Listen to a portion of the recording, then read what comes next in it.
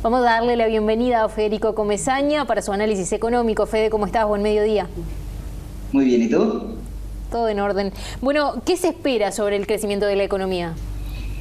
Sí, los analistas económicos son encuestados mes a mes por el Banco Central y el Banco Central publica esa encuesta de expectativas que releva las proyecciones de los principales expertos de cara al futuro de la economía.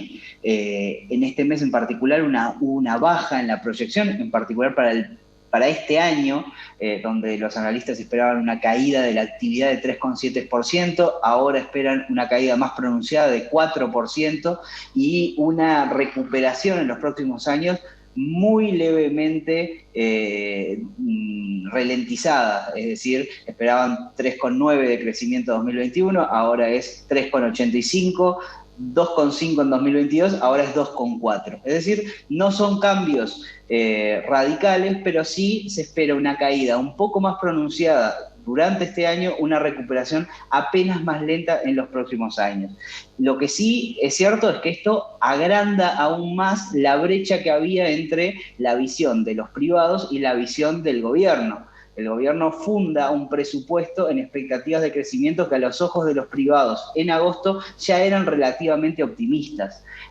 No tanto en el corto plazo, sino más bien en el largo plazo, porque cuando se le pregunta a los analistas locales qué esperan para los próximos 5 años, lo que dicen es un crecimiento de 2,5%. Ahí sí hay una brecha más grande con el gobierno que prevé que en 2023 se crezca 4,2% y en 2024 3,9%. Ahí hay una brecha más importante. Y esto tiene un impacto directo sobre el resultado fiscal, porque cuando uno espera, bueno, ¿qué puedo gastar de cara a los 5 años, los próximos 5 años?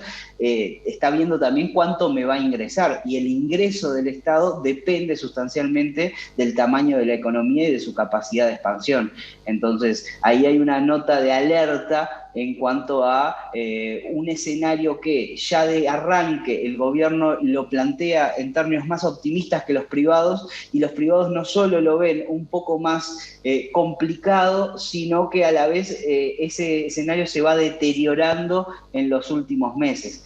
El dato que cambió la percepción de los analistas principalmente es el dato del PBI. Uruguay, la economía uruguaya se contrajo 10,6% en el segundo trimestre del año respecto igual trimestre del año anterior, 9% cuando se lo compara con el primer trimestre del año, y si bien es una caída de la actividad menor a la de las principales economías del mundo, y en particular los vecinos, para tener una referencia, Argentina cayó más de 16%, Brasil prácticamente cae un 10%, Estados Unidos cayó 9,1%, España casi un 20%, 18,5% en el segundo trimestre en relación al primero, el doble de lo que cae Uruguay.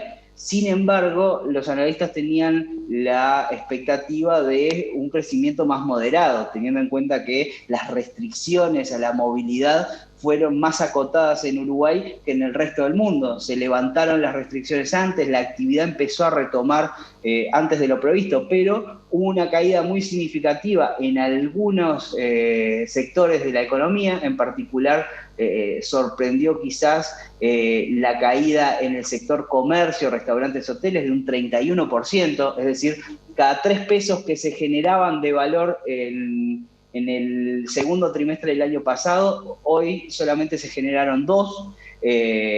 Tiene que ver con el confinamiento, tiene que ver con el distanciamiento social, pero aún así se esperaba impactos un poco más acotados. Es cierto que a partir de julio, que va a ser donde empieza el tercer trimestre, se espera una recuperación acelerada que lleve a que esta caída de 10,6%, cuando la miremos en el año completo, termine más cercana al 4%.